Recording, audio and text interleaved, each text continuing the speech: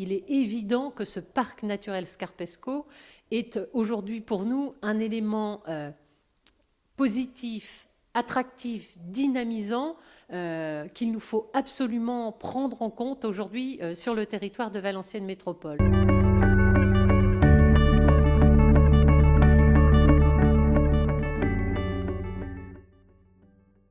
Valenciennes Métropole, 50% de son territoire aujourd'hui fait partie de ce parc de Scarpesco.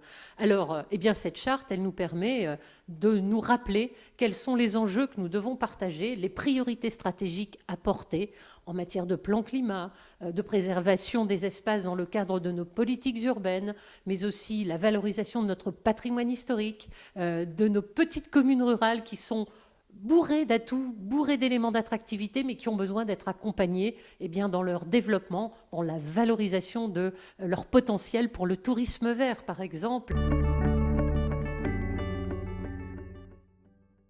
C'est un outil qui est là pour mettre en valeur, protéger, préserver des espaces qui ont été reconnus comme de grande qualité environnementale. Ce sont des espaces naturels, des territoires ruraux, mais aussi tout un patrimoine historique, tout un patrimoine minier et industriel qu'il nous faut aujourd'hui préserver. Des équipes qui sont très différentes et très complémentaires de celles d'une intercommunalité, d'une agglomération, de par ses champs de compétences, ses champs de pratique au quotidien.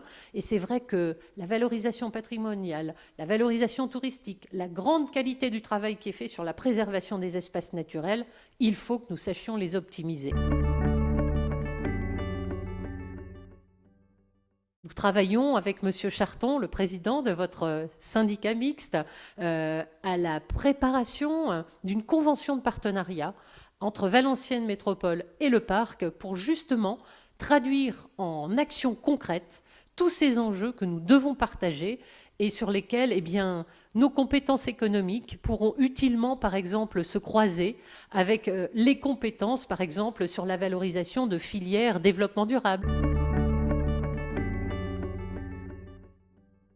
Typiquement, la filière bois, c'est quelque chose que nous essayerons de contractualiser et nous essaierons de bâtir un projet à l'échelle communautaire. Le patrimoine minier, UNESCO, c'est un label sur lequel nous devons joindre nos moyens pour en faire la promotion touristique. Et nous avons aussi, par exemple, à Valenciennes Métropole, un plan territorial de cohésion sociale qui vise à accompagner toutes les communes et toutes les populations sur des actions en direction de publics en difficulté, sur des actions associatives, de valorisation de toutes nos associations de proximité.